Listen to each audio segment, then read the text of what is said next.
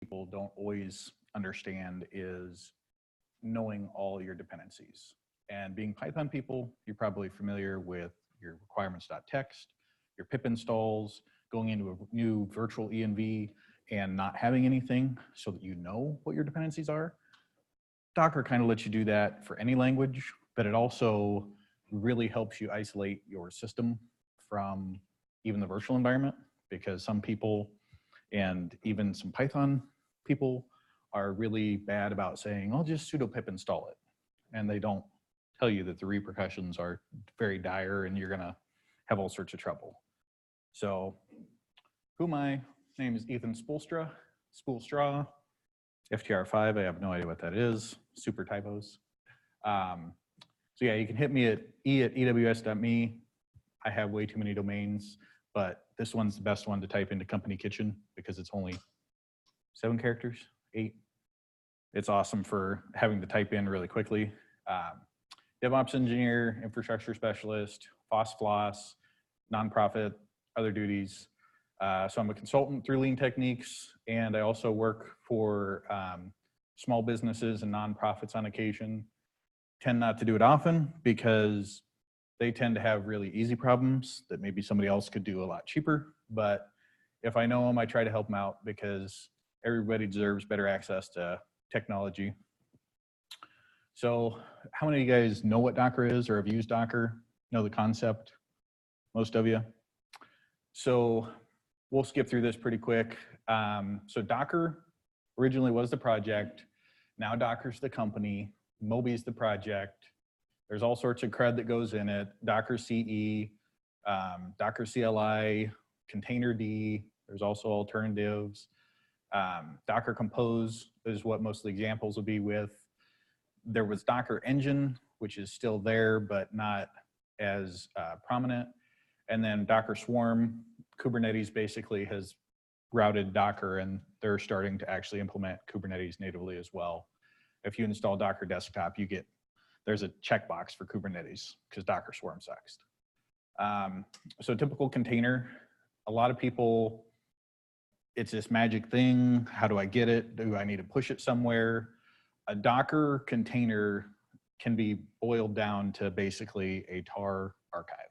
You could use zip if you wanted to, but tar is on Linux, it's the default. But what it usually contains is a subset of a Linux file system, a binary application, if you have it execing into that directly, a language runtime engine, Python or Java, or a language runtime engine and source for Python, because you don't have to compile it. So yeah, Moby, not this Moby. So what's a container? It's kind of like a VM. Not sure how many of you guys have used Vagrant in the past. Somebody made a really cool spin of Vagrant. I think it was called Mech or Mecha. Basically, it's Vagrant in Python because he didn't like some of the design decisions they made in Ruby because you. So it's like a VM, but not really. So there is some isolation from other processes when it's running. This is controlled by C groups and namespaces, but it's not total isolation. So don't assume that your VM can't talk to somebody else, or if you spin up this secret open port that somebody else isn't going to find it because you're not protected from other processes on the system very well. The encapsulation can easily be broken by misconfiguration. There are like 3 more CVEs this week with Docker and privilege escalation. So use it, but use it with care. If you're going to production, use something like Twistlock. Use a security tool to help you do it safely. In the early versions, all containers were on the same network. Now, especially if you're using Docker Compose, they're on segregated networks per project. So they're not all living in the same namespace and network space, which is good because it means you don't usually have port conflicts. It's bad because then you can't figure out why your services aren't talking, and it's because you define them in 2 different files and they got 2 different networks, and oops. So you can set limits on the CPU memory, but unlike a VM where you usually pre-allocate a certain amount of RAM, okay, this one gets 4 gigs, it can use up to 4, but no more. A container tends to be more quotas, where based on the rest of the system, you can use 25% or 50% of the system. And you can adjust that on the fly. And it also, depending on your container, can be per container instance, or if you're doing something with Docker Compose, it can be per class. So a web can use 20%, a database can use 50%. You can adjust that pretty granularly. And then a container is just a process or a set of services that lives in a namespace. So like we were talking, there are debates about one process versus one service. Some people are really, really adamant that you should never have more than one process in a container. The problem is, even though they're light processes, trying to maintain and build a bunch of containers with a single process each is very, very difficult. The other thing is, if you do that one process and it dies, how do you restart? It becomes really tricky. So a lot of places have started going, there's Tiny, there's Mini-init, there's a few other service managers that if you're running multiple processes in a container, you should really be using one of these, because like systemd by default is not very good about running in a container, but that's what Ubuntu's gone to. That's what Red Hat's been on for a while. I think Amazon's been using it for quite a while. So you should kind of know what goes into your container. Using somebody else's that has done it well, usually a pretty good start. So the processes inside the container are visible from the host. So if we pop out a minute and I do Docker run, let's see.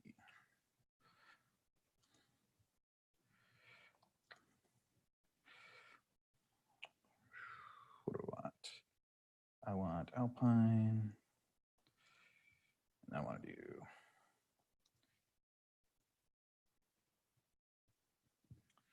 chose Alpine because it's also one of the, oh, you don't have a sleep, really? It's one of the smallest containers. So it takes like 5 megs on disk, so it's really quick to pull. Basically, it's the BusyBox binary inside of a container. So now I'm inside the container. If I do a PS, I can only see what I have here. If I do, let's see. If I go over here, I can do a PS. So this is out on the host, but if I look, I can see there are 2 processes running as root, and those are from the container. And so if I do a Docker PS, I can see that that container is running, it's up right now. And so the processes that it's running are owned by that shell. So you shouldn't assume that you're isolated and that you can run things in container without affecting the host or without taking it into consideration. One of the things that I've done personally, so there can be a file access inside the container. So if you mount in a volume, you can do what's called a bind mount. That mounts in the host. You can also map a named volume, which is a directory that's basically a virtual directory, but you can share that across multiple containers. So if you have a config and you want to spin up 5 containers with the same config, you can put that in a volume and mark it as read-only so that they can only access it and look at it. They can't actually manipulate it. But then containers running as root can do really bad things to your host system. So Docker, of course, recommends you don't do that, but they didn't have a lot of tooling to start off with on how not to do that. So few people started off building them without root. One of the ones that I've had is if you're trying to do sneaky things to be cool, like Jess Frizzell, she was the queen of containers, probably still is. She runs everything, Chrome, Firefox, Audacity, LibreOffice from a container. She doesn't actually install applications on her machine, but if you're doing that as root, it can do bad things. Because if you say, oh, well, I want to access my downloads, I'm just going to map in my home directory. Well, the problem is when it runs in a container and it runs as root, if you make a change to a file, writes that, and then it takes ownership. And then when you leave the container and you restart your computer, suddenly your entire home directory is owned by root and you can't log in. And if you didn't set a password for root, you're basically screwed. Reinstall, you're done. Congrats, containers saved your life. So doing it in root is bad. A lot of the pre-built containers out there have better ways of doing it. Jenkins container runs as Jenkins. Tomcat containers run as Tomcat. Basically, they use Linux paradigms for containers, which is good, but if you don't know those paradigms, you may do silly things and cause yourself more headaches than it's worth. So Docker Compose and Kubernetes, ECS, Azure containers, they are, I think they define them as services. So this allows you to spin up, when you say, I want to run a website, you don't say, I want to run just Apache, because just Apache is great, but it can't do database stuff. So you need a database. And then you want to do some message queuing, passing stuff back and forth. So maybe you need Redis to do some caching, message passing. So when you want to do more than one service or more than one endpoint, you use something like a service manager. So Docker Compose, the whole thing of the name is its reason for existing. You compose multiple container configs into one logical unit that you call, I'll show in my example, you call with Docker Compose up, and it runs one or many containers from that command, and then you can manage it after they're running with other commands to scale it up if you need more web servers, or if you had a database server or a bunch of extra instances, you can scale it down, or if you just need to reset, resync your code, you can do a destroy. So they provide microservices or specific resources and makes it a lot easier. So container standards, opencontainers.org. No, not these open containers. And Googling for this image was really interesting because I found out that in Kansas City, there are blocks that you can walk around outside with open containers because it's between bars and they got a special designation. So I was like, I might have to go to Kansas City.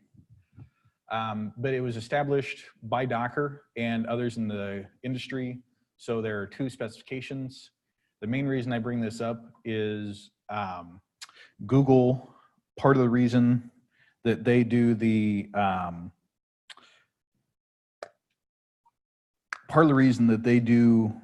Linux on the Chromebook, which is what I'll show you here in a bit, is they're using OCI containers under the hood to help manage some of that. They're also using LXD and LXC, but the nice thing about OCI is you can go run that with Rocket, RKT. You can run that with, I think it's CRI-O. So there are several other tools that can run a standard OCI image. So why do we care? They can be used to develop and distribute software. They're processor specific, but they're not tied to your host operating system. Primarily, most newer containers are 64-bit, although the 32-bit ones aren't uncommon. It doesn't actually matter because most server hosts are going to be 64-bit, but what you might run into is if you need a specific processor extension and you have, say, a pure 64-bit system, like Intel's Itanium, they don't do a 32-bit emulation. So when you try to run a 32-bit container on there, it will bomb and puke all over. But ARM is another alternative that's becoming a lot more popular. They're cheap. They're not as encumbered. They haven't had as many Spectre, Meltdown, name your other hardware level vulnerability. And so a recent advancement that I actually found out about just a month or so ago when I was writing this was you can define a manifest that allows you to compile and upload CPU-specific versions under the same name, where it's kind of like an extra tag, but it's under the hood. So if you're on a Raspberry Pi and you do a Docker pull, you get the ARM version. On the PC, it's the other way around. And then you can also use containers to have multiple versions of incompatible or conflicting runtimes. So you're developing an app in Java 8 or maintaining an app in Java 8, and you're not sure when you're going to get off of it. Well, you'll end up paying several thousands of dollars to Oracle for some maintenance on that, or you'll flip over to Azul or whoever the other guys are. But if you want to start testing it with Java 9, 10, 11, 12, 13, you can mount your code and compile and test it against each of those versions without actually changing the version that you're handing to customers. And so this is really handy if you do have legacy code that maybe if you're trying to run a real-time application, say you're a trading firm, a financial firm, and you need to get really fast data access, you might have used some optimizations that were available in Java 6, Java 7, Java 8 that they took out because they decided that, oh, well, the operating system can handle concurrency better. Let's pull that out.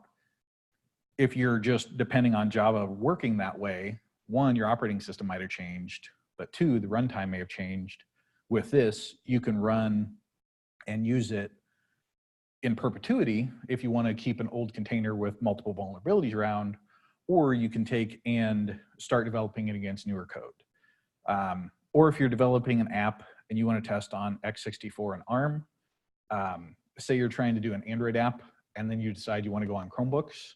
Well, most phones are ARM, but most Chromebooks are Intel. A few of them are ARM, but those ones don't run as well. So you want to be able to test on both. With Docker, you can do that. You can make an image and test. So I've got several examples. I'll go through a few of these, and then if we want to just discuss what some of the challenges you guys have found with Docker, why haven't you adopted it, or are you looking into it? And then we can kind of go through anything that you've run into, or I can go through several stories of fun things that I've run into, see the I'd void warranties, and the disclaimer that I do terrible things with Docker and it sometimes ends badly. So the first one is probably the main one. It's the Docker Compose development environment. It's designed for, the guy that I borrowed it from was doing it to do Java and Python testing of an application that is available for Java 8 and Java 9, and then he wants to be able to print that out. So if I do, let's see, got my history here. So if I do this Docker Compose up, I already waited the probably hour to download this 15 times because I'd done the work and then I had to reset my Chromebook today. But all these containers are starting all pretty much simultaneously. We'll start getting logs here in a second as they come up. So one of the things you'll notice is Docker Compose is designed really well to handle some of the functionality where you need to, say, run multiple apps and you want to look at it in the logs and figure out what in the world is going on. Why is it misbehaving? You can easily see on the left side, I've got a Python, which is Python 2.7, Python 3.7, I've got 3.5, 3.6. I don't know if there's a 3.8 yet. With Java, I've got it spitting out what version of Java is running. So Java 8 is 1.8. And then of course, Java broke everything because Java 9 is Java 9. It's not 1.9 anymore. Same thing with 10 and 11. So that's fun for anybody that was parsing out those versions. So this one failed. And that's actually because, as you notice, it doesn't have a version number here. This is the Python 2.7. And so it's trying to run 2.7.1.5, but the way the package was written, it doesn't have a 2.7 compatible import syntax. So it's unable to use some of the path magic to find it. So if you Control C that, if you run it interactively, when you Control C, by default, Compose will stop all the containers again gracefully. If you get impatient, you can hammer Control C and it'll kill everything. But if I run up with -D, that tells it to daemonize, and go into the background. So I'm going to see the same startup messages, but I'm not going to see any of the output from those containers.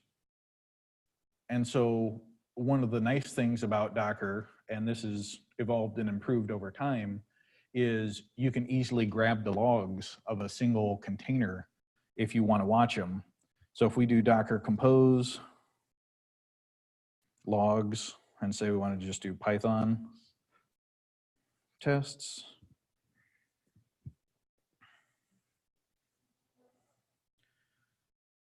So the container's still running, so it's thinking about it.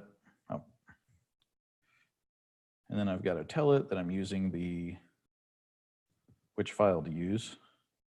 So one of the things with Docker Compose is if you just have a file called Docker Compose, it will use that file by default. If you start hot dogging a little bit like this, you can have multiple files in there, and you can actually combine those multiple files together by passing it multiple times to compose a bigger environment. So one of the things you'll see in this directory is there's a prod, a dev, and a common. And so all of these containers were built using common. And so the common one is really pretty simple. It's got a definition for Python. It's taking in an image name to output, the folder to build, which is just the Python folder, and then an argument, which is what version of Python do I want to run.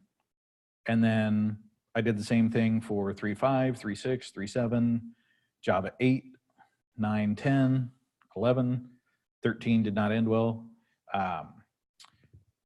But then if we look at the dev one, it's pretty similar, but instead of having a build command that tells it to grab specific information, it's mounting a code folder to a specific path.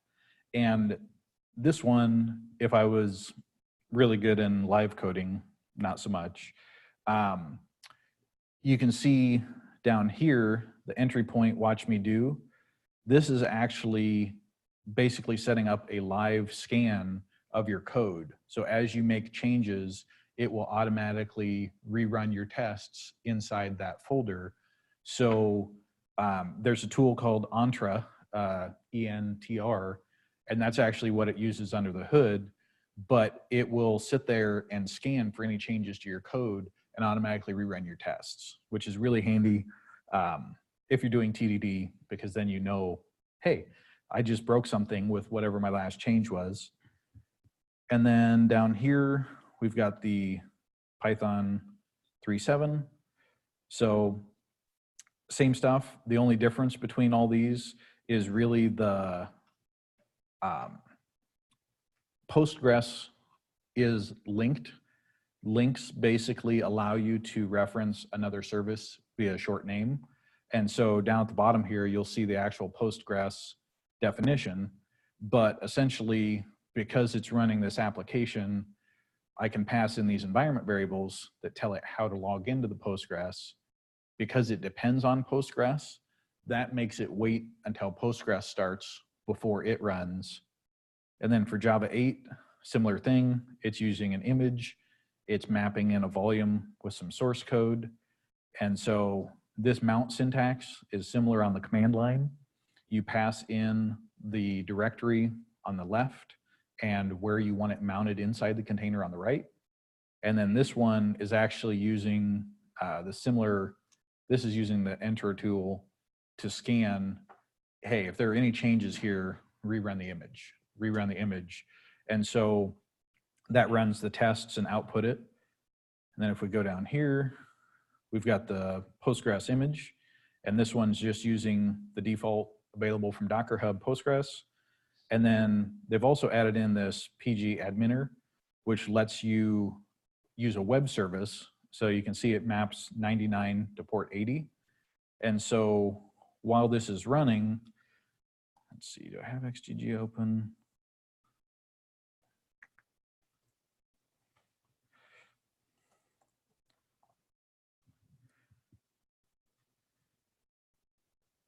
Can't access it. Oh, I bet my thing is not listening. Let's see.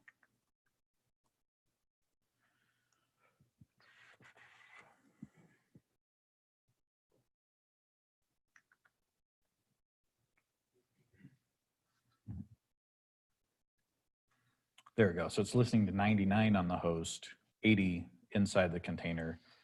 So if I go here, this is an admin tool, lets you log in. Pretty sure their default username and password's like admin, which again, careful with your defaults because Shodan.io is a awesome web vulnerability database that happens to have a lot of hardware like routers and webcams and default IPs. And so if you set up your DMZ wrong, or if you buy a Cisco or Linksys router that has cloud configuration, it has all these open ports on the web and default passwords, and the internet will be awesome for the next few years. So then our Postgre, we can see here that it's listening on one port, 5432, but because it's not showing the 000 on the left side, it's only listening on its network. So it can only communicate with these containers that live in the same network range as it. So let's see. Yeah, so I picked a good one with the Python tests. So that one fails because it doesn't have the right import. But if we look at,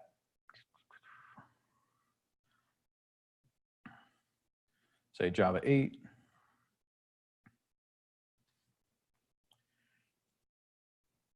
I've run it a few times, so it's got the output there. If we look at Java 11, same thing. So it's really nice that you can jump into these logs and they're separate streams per container. One of the things that you'll find is a lot of best practices or newer examples tend to be of having your application log to standard out, or in JavaScript, it's console.log. In Python, it's just to standard out or log.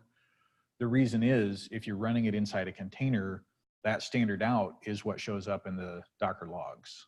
And so if you're logging the standard out, the tough thing comes in if you're actually trying to log error separately to standard error. What'll happen a lot of times is they will set up, say you're doing a Docker run, whatever container, and you expect it to fail. So if we just said Alpine, and then we said like echo or false, and then we want to do our catching errors and standard out, and then we want to pass this to, I think it's dev standard out or dev, I think it's dev one. But basically inside your container, instead of running your program directly, you want to put it inside a script. You run that script, and in the script, you redirect all your errors and your standard out to the console, so that when you go to look at Docker logs, you can actually see it. Because one of the most annoying things is getting an exception in your app, going to the logs, and all you see is the actual output when it worked. And then it stopped somewhere, and you're not sure where that is. Let's see. So Gradle in Docker, this was one I used at a previous client just a little bit. They have, if you're not familiar with Gradle or Gradle W, it's a Gradle wrapper. And instead of carrying around the 200 to 300 megs of Java all the time, or Gradle because it's Java plus stuff, what they end up doing is inside your project, you check in a Gradle wrapper, which is a glorified version of virtual env and requirements. So you have a Gradle properties file, which tells you what version of Java you want and what version of Gradle you need. And then when you run Gradle wrapper, it runs a bash script that goes out to the web and pulls down the right version just in time. Well, that's great if all your projects are using the same version. It's not so great if somebody forgot to bump the version and you have like 7 different versions of Gradle, because now you get multiple copies, either one per project or one per user. With Gradle and Docker, you can test against multiple versions of Gradle because it also like all of our programs, has an API, it has versions, and they change their API over time. So while I was at the client, we were trying to figure out if we could go from Gradle 4.4 or 4.5 to Gradle 5, because there's a lot of versions in between there. Well, I discovered using containers that no, we could only go up to about 4.7 because they changed the API after that. And we had some tightly coupled integrations that broke all over themselves. So with this, I didn't actually have to pull down all these Gradle wrapper versions. I could pull down some Docker containers that underneath it was running, I think we were using Java 9. So I had a Java 9 layer, and then I just added Gradle, and that was the only difference. So instead of downloading the entire Gradle distribution every time we changed the version number, Docker only downloaded the little bit that changed, not the whole Java base and everything else. Testcontainers.org is another one. It has a lot of pre-existing containers. So like the Postgre, if you're integrating with a database, whether you use SQL Alchemy or one of the other Python ORM tools, you can use something like test containers to spin up a database and actually simulate communicating with it and run that in your unit tests and have a consistent path, as opposed to, hey, you're on a plane and you want to test your code against a database, or you want to test a migration because somebody's having trouble. Well, you can't access prod. Like maybe you can get on the VPN, but if you're on the plane, you're good luck with the Wi-Fi even connecting to your VPN, let alone trying to actually run something. So with a local test container, you can spin that up, you can run your tests, you can have some prod-like data and actually test it. And then a really cool one is local stack. And so this is one I believe that was actually started by Atlassian for some of their tooling, and they ended up open sourcing it. And how many of you guys are developing on AWS? Anybody doing Azure? I don't think they have one of those yet. Or Google Cloud? Anybody using that? Not too many people in town. So this is a fully functional local stack. You can even test your serverless apps on your machine without a server, but it's all using the magic of Docker. And so they've got a Docker Compose that runs local stack, opens a whole bunch of ports. You can define a web UI port if you have something that runs on 8080 that might conflict. You can pass in all these services, and then it actually passes in the Docker socket. And the reason they do that is they want to be able to trigger new containers from an Azure function. Say you wanted to run a Lambda, or you wanted to run based on a certain queue, getting a message. This runs a container that runs SNS, receives a message, passes it back out to a specific queue, and you can have one of your other services triggered based on that. So it needs the ability to start another container to handle that message. Let's see. So I'd mentioned if you've used Docker itself, there's Docker run, and for the most part, that's all you use is Docker run. You might use up. For Docker Compose, it has a lot of the same verbs. So you can do run, you can do up, you can do start, you can do stop, and then you can also do RM. And RM actually tells it remove all of the local state that I accumulated, whether that's the network, that's the runtime container image. It will keep the images, but anything that was a running state. So that's probably something I should add to my earlier slides. So you have an image that you download, that's that tar.gz. And when you run that image, what it actually does is unpacks the image and starts a process inside of it. And so that is a container that's running from the image. So when you do Docker PS, you're seeing the container run, not the image, which is a save state. And you can actually commit from a running image to make a new, from a running container to make a new image. And typically nobody does that because it's really tricky. And it's kind of like DDT, where instead of doing test-driven development, you're driving development and then testing. And so it's really tricky. Nobody really does the commit stuff, but it's there, it's possible. But when you think about how it's running and where your data is, one of the things you have to think about is, how am I going to persist this? Sometimes it's through a volume mount. So if you do a Docker run -v, you can do host path and then container path. And then when you run your Alpine or whatever, if it exists, it will pass that in, and then your application does something. And if you had, say you were doing a batch process and you wanted to read in some data from a specific folder and output it to another folder, you could pass in those two paths and have it from your host. Now, if you're running an AWS, your local disk IO is probably a little bit slower than what your processor is. So what you might want to do is maybe read in data from an S3 bucket and output it to a stream.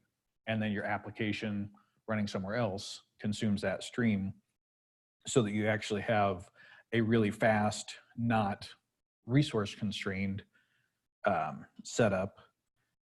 The local stack's a really nice one because they've got a lot of tests. They've got a bunch of the Amazon services. So if you want to mock something, it spins up basically a similar version locally. It is an open source community supported tool. So it doesn't do everything that the latest version does, but it does a pretty good job for most things. The one thing to remember is, if you're doing it on a limited resource machine, it might get a little slow because it's running a dozen or more processes, possibly different containers to handle all those APIs. So I want to make sure you have enough resources to do it, but then you can also start just subsets if you need to.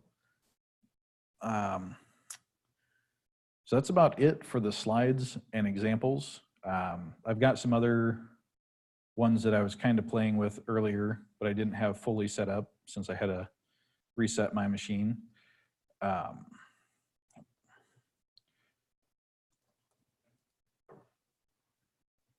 Where'd it go? Oh yeah, that was in progress. So any questions from anybody? Anything you're doing with Docker or that you want to do with Docker that you're not sure about?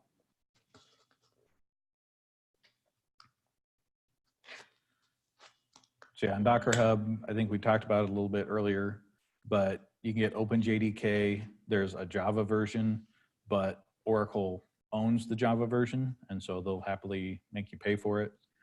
But you can go find Gradle out here. This is what Java build tool, if you want, let's see, build tabs. So there's a really good base container that, I'm trying to remember if it's got a hyphen or not. There's one of them out there that's actually from the community, but it's, oh, there it is, build pack tabs. So this is a Docker official image. And this basically, if you're not sure what you need to get started with running your software, this is almost always just enough to get you going. It's got curl, or you can add SCM. So get SVN, CVS, all those goodies. But basically, it also has the development headers. So if you're doing Ruby gems, PyPy modules, if you interact with disk at all or files, you might use the FFI libraries. Those are pretty common. Those require, they're a native extension or a C extension. So those require some of the build headers like SSL. And so without those, you end up writing your own Docker file and you're pulling in all these dependencies. And on Ubuntu, if you don't know that you can skip the recommended things and only stick to the required, you end up pulling in like 1.5 gigs of dependencies. And with this, they've already figured out how to avoid that, how to get the bare minimum possible. So you can just use this image, do your pip install, and it has all the stuff that you need. And then one of the newer, I guess it's been around for a while now, but one of the features of Docker is you can do a build image and you can grab just the artifacts out of that build image in a multi-stage Docker file. And so if we look at the Docker file here in, let's see. So if we look at the Java Docker file, so we've got our from up here, which says we're using Maven as the base image, and we're passing in a Maven version and then a Java version. What you can also do is then do a from $0, which is the previous stage. You can do a copy user source app build my app.jar or whatever. And so you can copy out only the output file that you need. And then you could do run apt install JD or OpenJDK, or say we needed a Tomcat because we were going to run a war. You can do that here. And so when you do your build, it's going to do both stages. But instead of having this first one, which is going to have, you know, hundreds of megs of overhead and dependencies, if you output a fat jar, you can run, better example might be Jetty. You can run a really small thing. So if you're doing a Python, say you want to do Flask or you want to do Django, and you're trying to build and you have some C extensions, well, you don't need all those build time dependencies once you're actually outputting your application. All you need is your wheel or your pip zip file. So instead of keeping all those and pulling them all in, you can pack it down to a really compact image. And the benefits of that is you get a faster startup time, you get a more responsive app because you don't have as much stuff hanging around in the container, and you're also more secure because you have less bloat in there.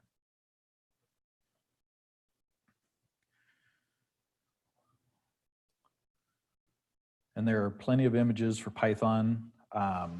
Again, if you're wanting to test without affecting your host system, you can use something like pyenv, which is cool, but it also uses various tricky hooks that don't work the same on Linux and Mac. And so with a Docker container, the only thing that you have to give it access to is a folder on your host, wherever your source code is. And then you can do all your other stuff inside that.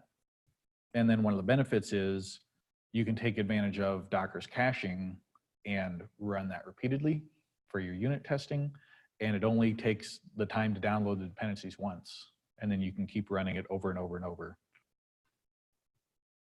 If you like Lisp, you can use Hi to translate into Python because that one's just fun.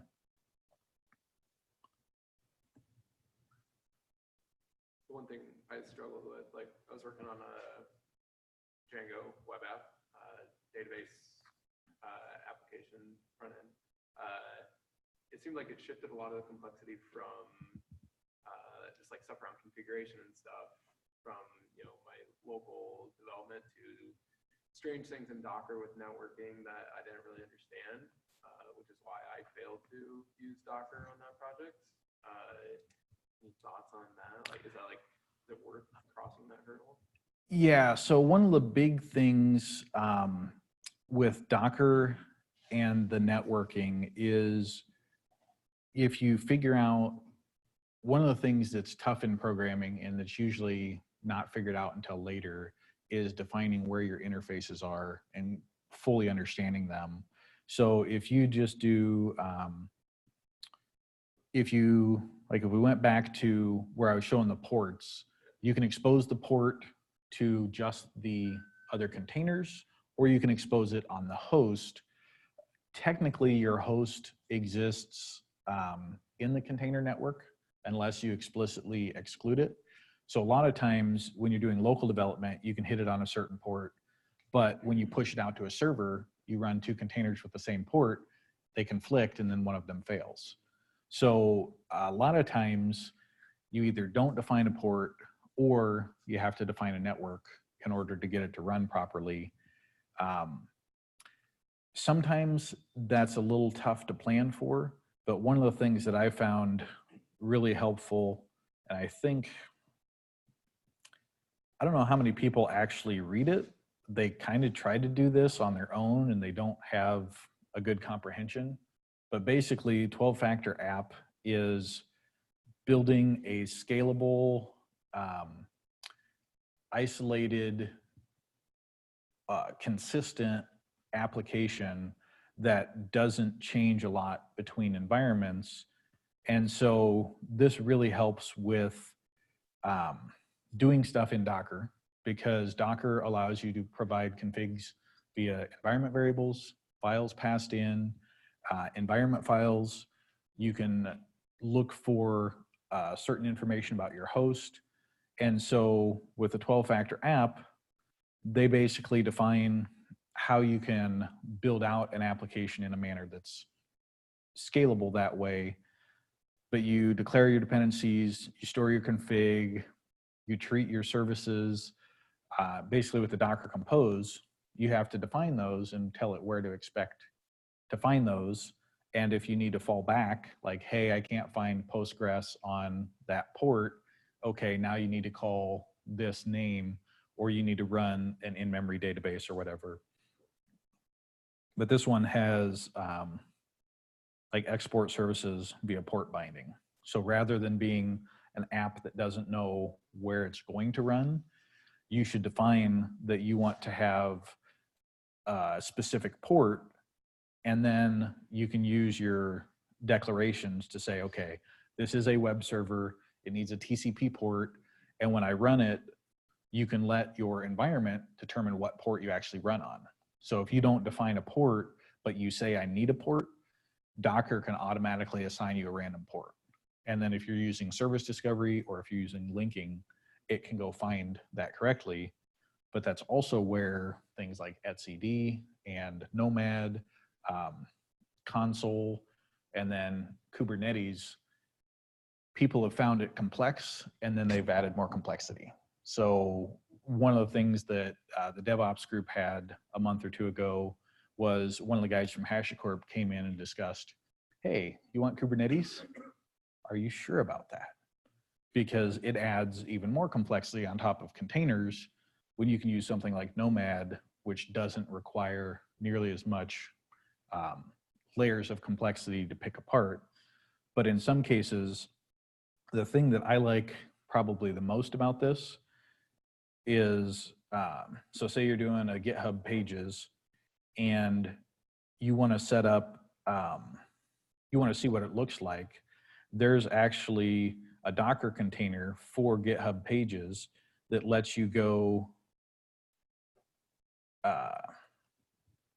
spin up an environment that looks just like the GitHub builder for GitHub pages. You can run that locally, you can map it to a port, and you can see what your project is going to look like.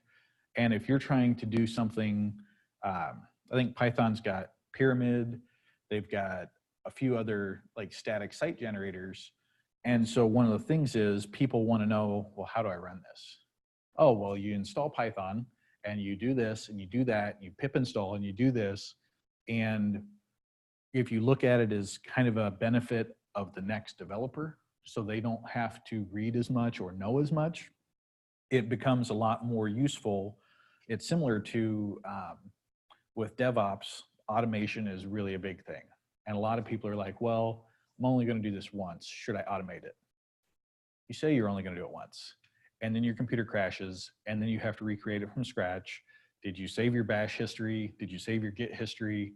Did you actually use Git? It becomes really challenging to recreate. So if you use Docker, you can actually say, okay, from this Docker file, just do Docker build and then do Docker run. And you have all your dependencies installed.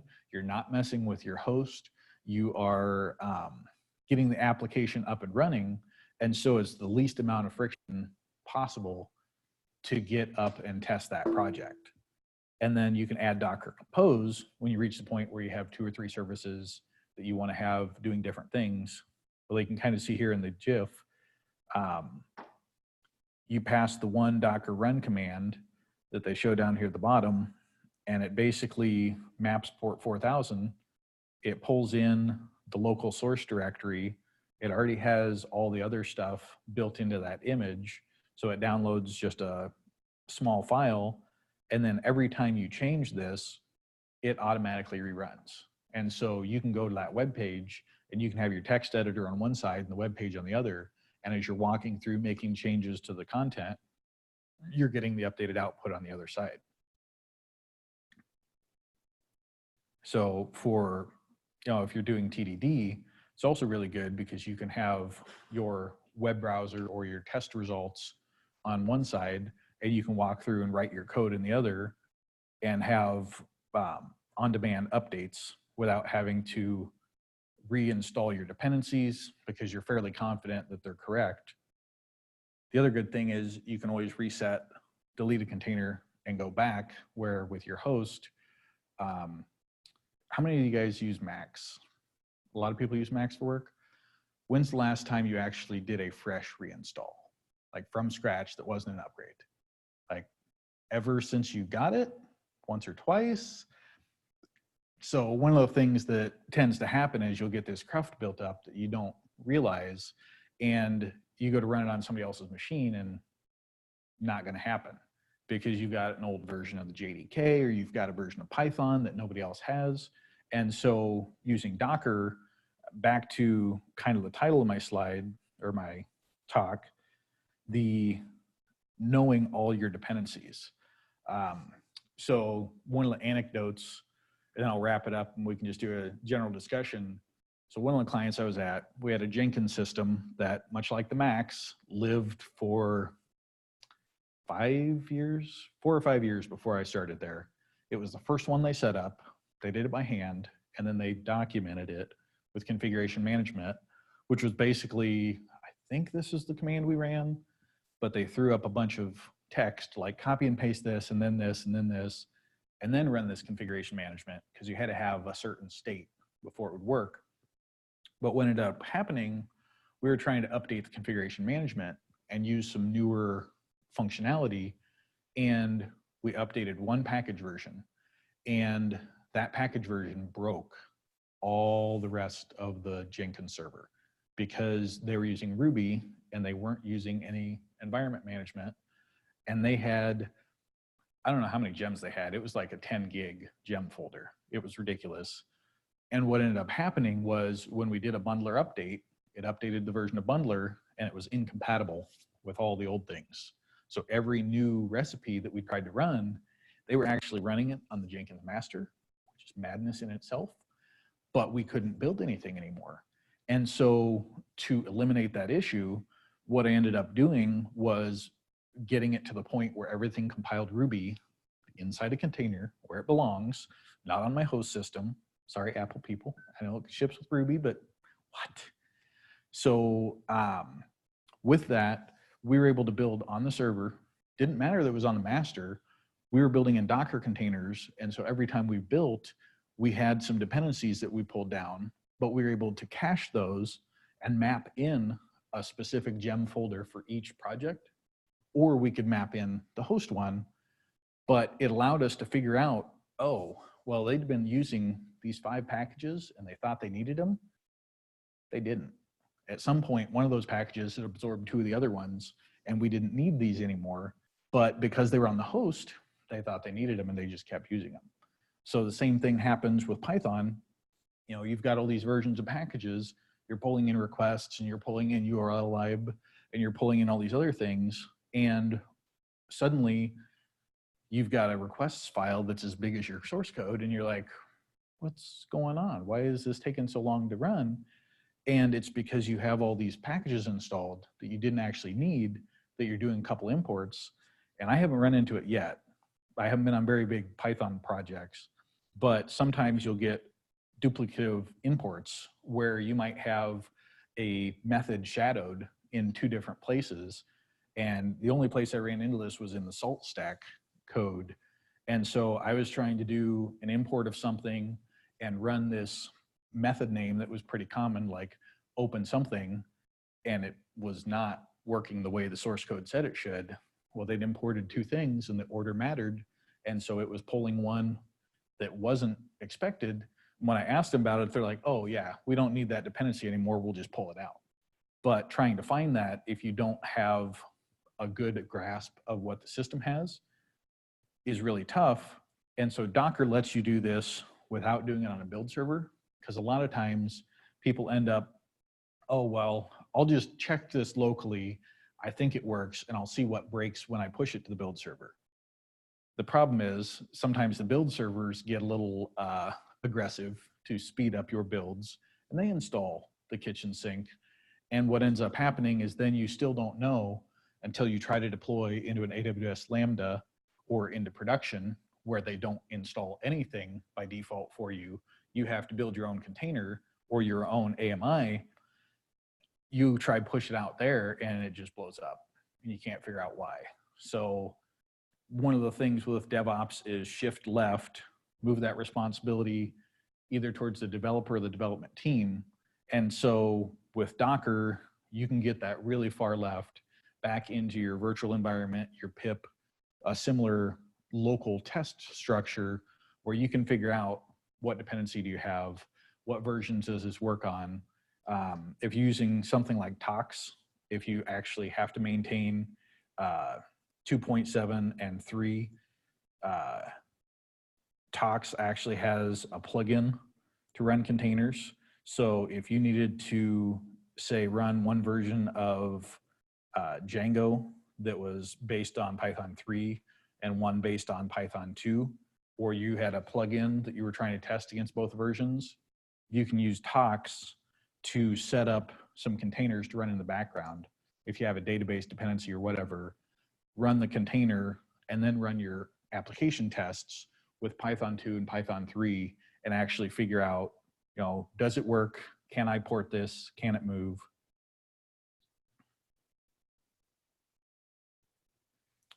Yeah, other than that, I think that's about it for what I've got. Any other questions?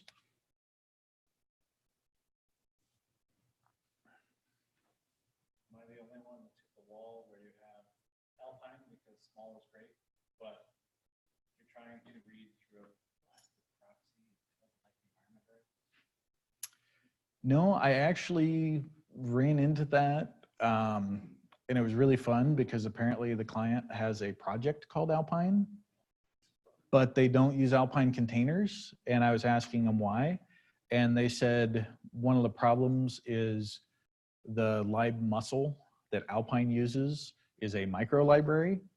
But when you can get a Debian image that's about 30 megs and 25 megs of disk space is tiny because most applications are Java or Python and your runtime is 120, 150 megs.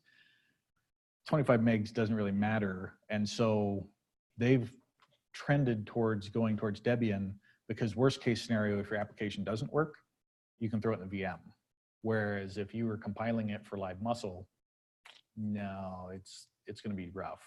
So what I've seen is people like Alpine, but then there's also the big CVE, which Alpine's not the only culprit, but they had set a root password to null, which meant that if you tried to log in as root and you hit enter, you were there. So there was no real protection on root, and it was in, I can't remember, it was like 10% of the top 500 Docker containers because everybody uses Alpine because it's so small and fast and vulnerable. Awesome.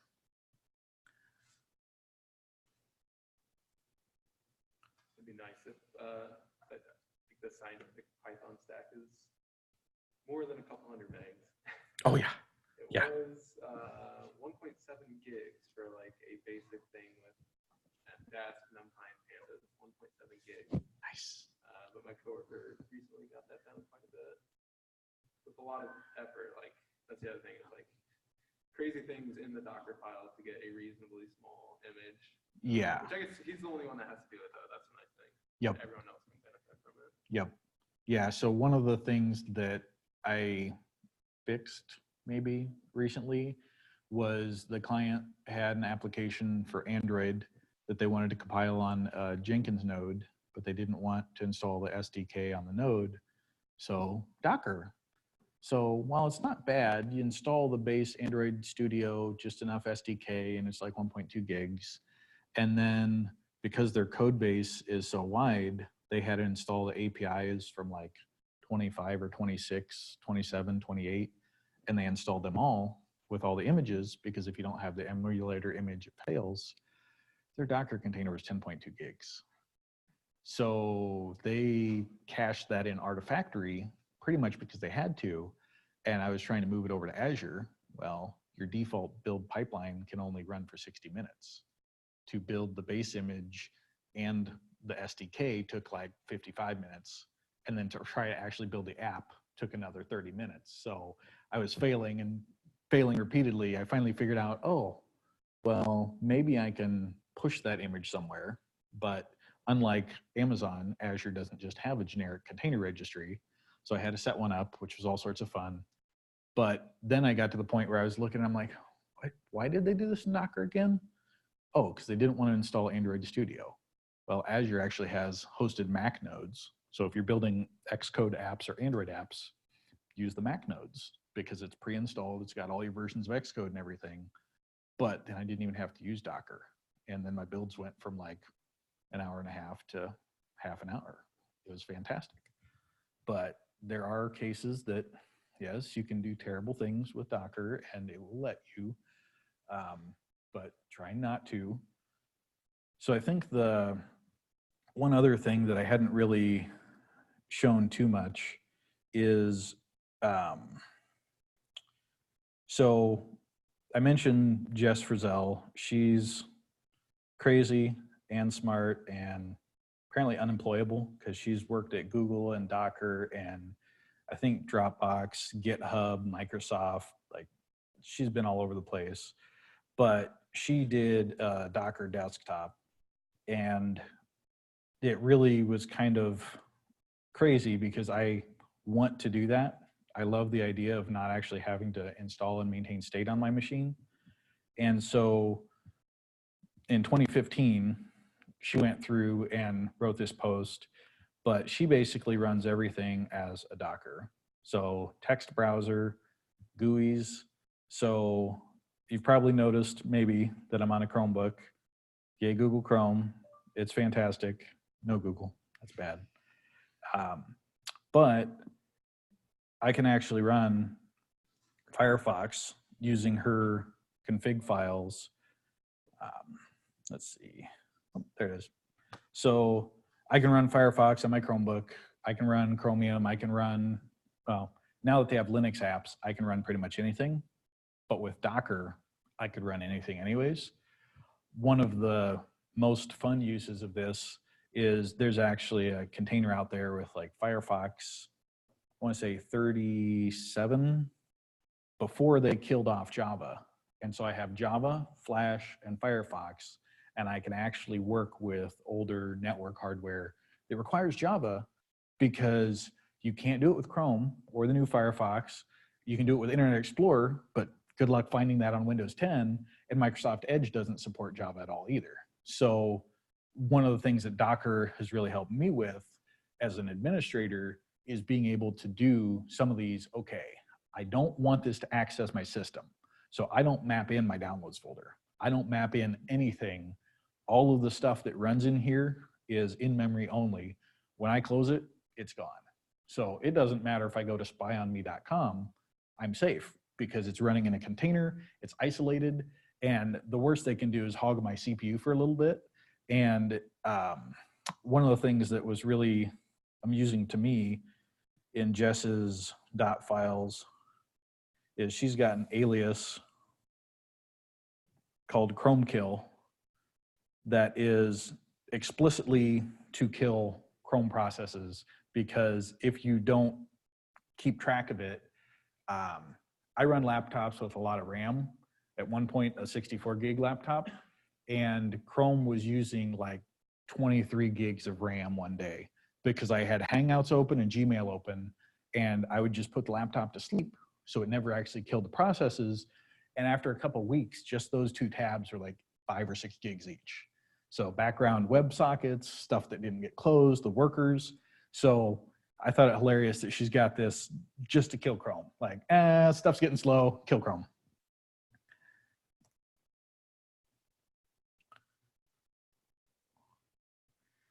Yeah, I think that's it. Matt, got anything, final words? Nope, nothing else. No one has any more questions? Got a microphone.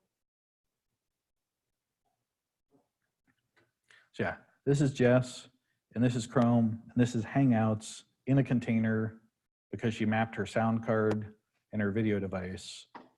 And she's got another one further down where she's using Cheese, which is a webcam software, to run as well. Oh, I guess final thing I can show you is Hollywood, which if you want to look productive at work, this is totally the container that you want to have because it will make you look very, very productive. Although your boss may question how fast you can type, just tell them you know stenography and it'll be fine. Oh, extraction. This is a good example of the layers. So as you build up layers, and every command in your Docker file actually makes a new layer. So one of the reasons that you see a lot of and backslash in really long Docker files is that's a cheater way of making it one command. And so when you have that one command, it only makes one layer. And so you end up not having to worry about as much of the size-wise because you have less layers. The problem is when you rebuild your container, you have to rerun all those steps every time. So there's a balance between how much you can run and how crazy you can get. Correct, correct. Do not add a comment to the top of your Docker file because you forgot what it did. You will rebuild everything. Yeah, so this is a fun one. And then my problem is always trying to remember how to quit out of it because it actually uses tmux and I think it grabs onto the host process.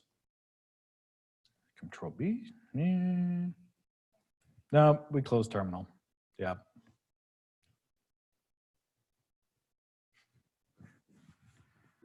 So yeah, that's some of what I know about Docker. There's probably a lot more that I've forgotten that I know. But definitely throw questions in the channel.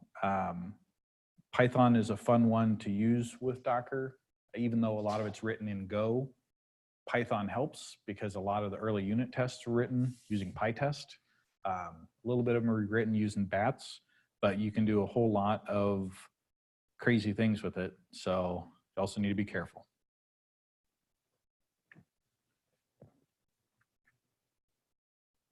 All right, thanks.